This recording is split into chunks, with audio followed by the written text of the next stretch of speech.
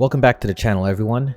In today's video, we're going to be talking about Legend of Ymir, an upcoming mobile MMORPG by WeMade, the same developer behind games like Mir and Night Crows. So just like the majority of mobile MMOs that have been released, Legend of Ymir is a Lineage-like game with PvP as its primary focus. The game is also considered play to earn, where you participate in PvP related events to earn their own in-game currency that has value outside of the game. So with that out of the way, let's talk about the core systems and gameplay loop for Legend of Ymir. First, there are 4 classes that you can choose from. There's the Volva, which is a magic DPS class, the Skald, which focuses on heals and buffs, the Warlord, which is a melee DPS class, and finally the Berserker, which is pretty much a tank. You can freely swap between any of the 4 classes as long as you have the correct avatar and of course the weapon. Since this is a Lineage-like game, the focus is primarily on getting stronger through your main story as well as collection bonuses. So here's a quick rundown of the collection systems that's in the game. First up, we have the item codex. So you collect or craft items and add it to the codex. It's pretty simple. Depending on the collection, you can add as many or as little items as required, and you can see that in game.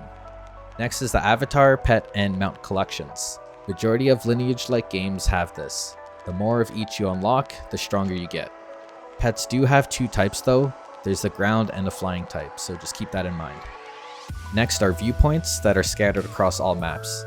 Interact with them, and after a short cutscene, it will count towards an achievement that grants more summons. Then there's the story deck that lets you reroll stats earned from summons, and finishing a full deck gives you even more permanent bonuses.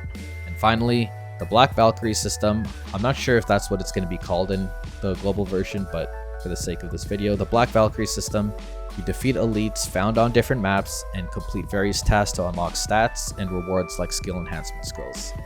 Everything you do in this game will have some sort of impact on your character progression, and there are a lot of other things you can do. There are the classic daily system where you're required to complete 10 missions, as well as a boss hunting mode and a raid mode that you will have to group up for. PvP here works a little differently. You can't just gank people on your server without consequences. Doing that hits you with an XP loss and higher town costs. So instead, the real PvP happens in cross-server maps you'll unlock through the story, where servers fight over hunting spots and world bosses. There's of course the pinnacle content of the game where you battle for the crown, and that might not be unlocked until a certain point in the game, but we're not too sure.